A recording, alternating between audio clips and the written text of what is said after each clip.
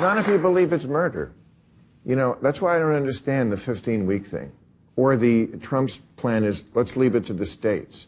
You mean, so killing babies is okay in some states? Like, I can respect the absolutist position. I really can. I scold the left on when they say, oh, you know what? They just hate women. People who aren't pro-life, pro-choice. They don't hate women. They just made that up. They think it's murder. And it kind of is. I'm just okay with that. I am. I mean, there's 8 billion people in the world. I'm sorry, we won't miss you. That's my position on it. What? That's quite harsh, Bill. Yeah, exactly. I'm not Is sure that not your position if you're pro-choice? Isn't that mainly because you don't like children? I mean, yeah, no, exactly. no. I mean, but if you are, you said you're pro-choice. That's your position too. Bro. Like, he said that, and it was just dead silence. But the fact is, Bill Maher has looked at the data, looked at the scientific evidence. I believe it's like 96% of all biologists say that life begins at conception. So therefore, if you terminate a pregnancy, you are terminating a life. And Bill Maher, he's just being consistent with the data. And him saying that, you could like hear the silence in the crowd. Like, yeah, it's a pin drop silence. Yeah, and it's what's interesting is I can appreciate. I think that just shows he's probably a pretty disgusting human being. To be this okay whole thing with about that, like recently conservatives have liked Bill Maher because he's not quote unquote woke, but he's still like very liberal. He's still very much not a conservative by any stretch of the imagination. And like it's one of those things where it's just so frustrating. Like it's like a lot of people are like, I'm glad he's honest, but at the same time, it just disgusts me. Like it's just so, I don't know. I don't even know. It's just so disgusting to me that there's people out there who are literally like, yeah, it's murder and stuff, and they're like just okay with it. They don't care. It's this selfishness. It's what it is. It's just selfishness. It's people who want to live a certain lifestyle, who want to live a certain way, and they want to be able to have, let's be honest, they want to have sex without consequence. And here they are just trying to, quote unquote, get rid of the problem.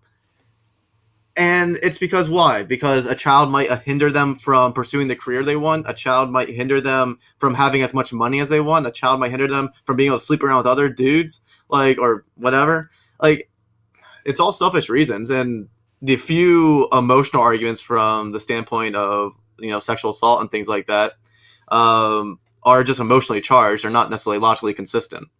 right?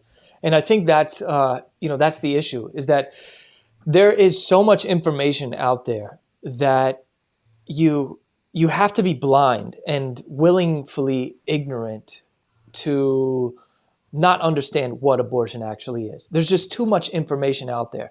But I will say that Planned Parenthood, their propaganda machine and marketing team are incredible at suppressing this information and then going to the personhood argument. If it's, maybe scientifically life begins, but, they're not a person yet. And that's just a philosophical argument that gets you nowhere. Yeah, I mean, it boils down to philosophy. And I remember years ago, I made a video about this topic, breaking down the different philosophies of what is personhood and all these different things.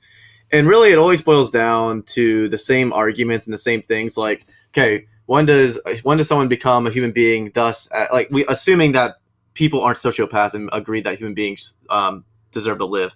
Right. Like, there's this idea of like, okay, is it physical? Do you have to have a physical thing? Well, there's people who are missing arms. There's people who are missing legs. There's people who are missing a lot of things physically, who aren't complete, who are malformed. And we would still say it's not right to kill them. We would still say it's not right to harm them. So obviously you don't have to be physically fully mature to be considered a human being. What about mental maturity? Well, there's people with mental disabilities. There's people who aren't as smart as others. There's people who are this and that.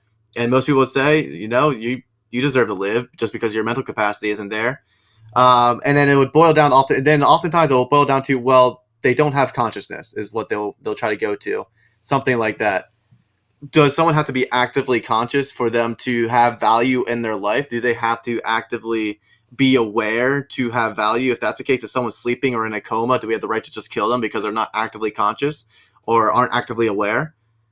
Like, it's silly. Like, all the arguments boil down to being just selfish and silly. It's doesn't make any sense. I think the personhood argument is the stupidest argument that the pro-abortion side has, and this is my reasoning.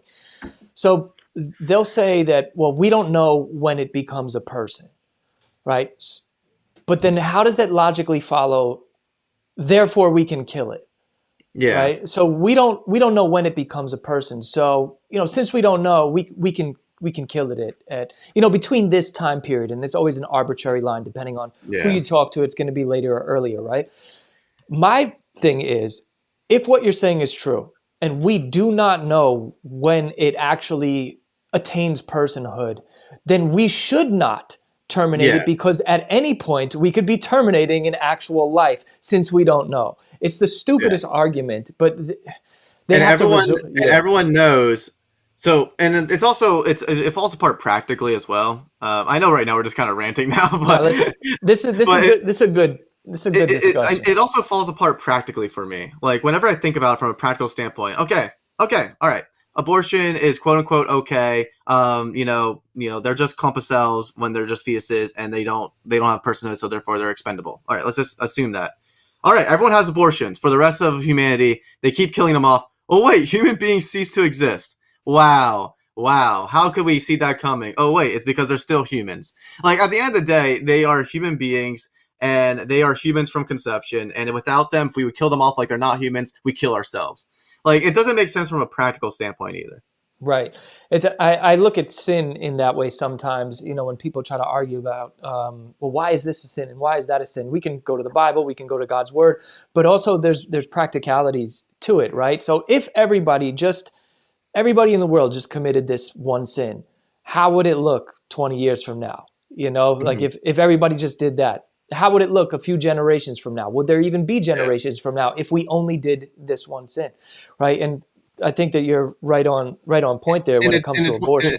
And it's one of those things with, I think that works for a lot of sins, actually. Like, the interesting thing about sins is that, from a practical standpoint, the reason why in Romans it says, like, everyone is, like, judged, basically, even if they don't necessarily know of Jesus or know of God, is because actually a lot of these moral questions are pretty practical, common sense things. Like, for instance, if whatever this behavior is doesn't lead to life, it's probably wrong, most likely. So, like, abortion or gay homosexual relationships and things like that. Things from, like, if you think about them practically, if everyone would do them or if people would engage in them, they wouldn't produce life and they wouldn't be fruitful for life. Broken households, broken marriages, things like that. They don't produce life. They ruin relationships. They ruin children's futures. So, like, whenever you think about these things practically, oftentimes it's like, oh yeah, well, yeah, it's not conducive for life. It's not conducive for a healthy society. So therefore, it's probably wrong.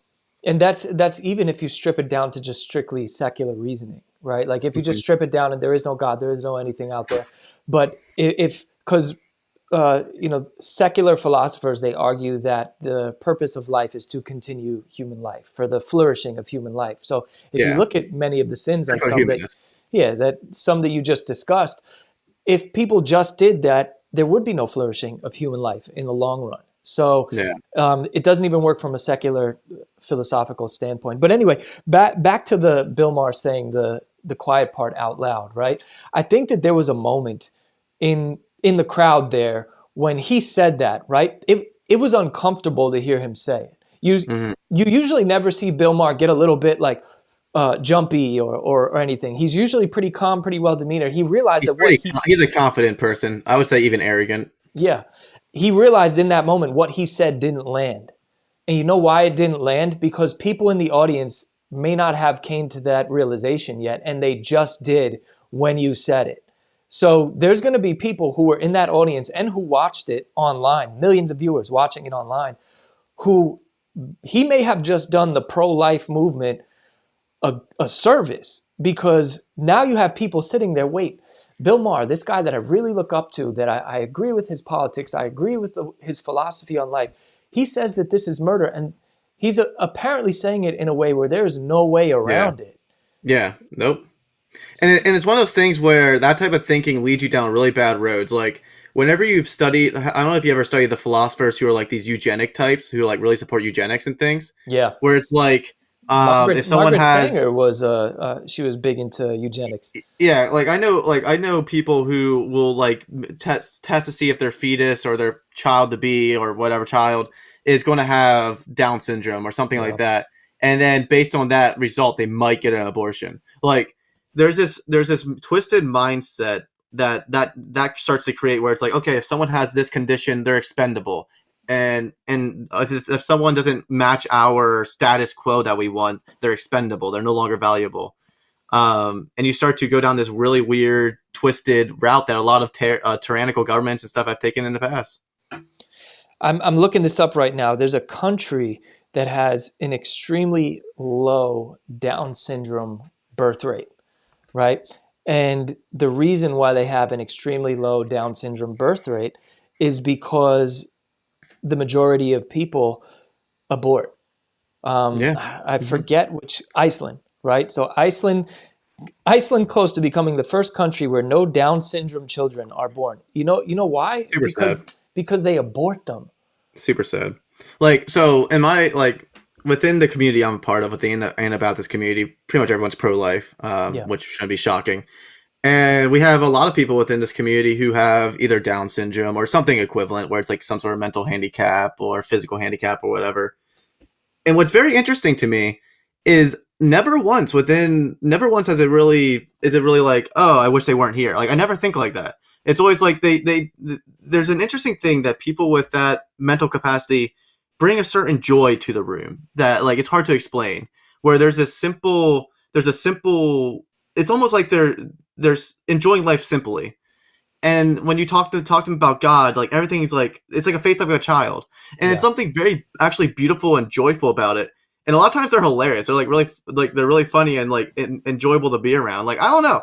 Like, it's just one of those things where like, I don't know how messed up of a person you have to be to just not want them to be around. It's selfishness, and this goes back to human nature at its core. An unregenerated human being is just. I mean, I can be selfish I'm a new creation in Christ, and I still find myself being selfish all the time. But I think about it's essentially child sacrifice, because you do not want the responsibility and the challenges that are going to come with raising somebody who has a disability. Therefore, it's better in your mind if you just don't bring them into this world, because one, they'll suffer, right? That's how people justify it. They'll say that the child will suffer in a certain way, and then we'll suffer. Because me and my spouse will suffer because we now have to do more and provide more, and we could barely provide for a normal child. How are we going to do this? So you justify killing your child to make your life better, and that to me is just sad. Yeah. Anyway, we could be on this topic for a while. Yeah. We kind of got to move on, but I think that Bill Maher saying that was a W to the pro-life movement, but it also just shows human depravity in real time. It's funny because I think the show is called Real Time with Bill Maher. So it shows human depravity in real time, saying, yeah, it kind of is murder, and I'm okay with that. 8 billion people in the world, I won't miss you that much. Nobody laughs. All right, on to the next one. Thanks so much for watching that clip from the Why Jesus podcast. If you want to see the full episode, click right here, and you can also find us on all streaming services. God bless.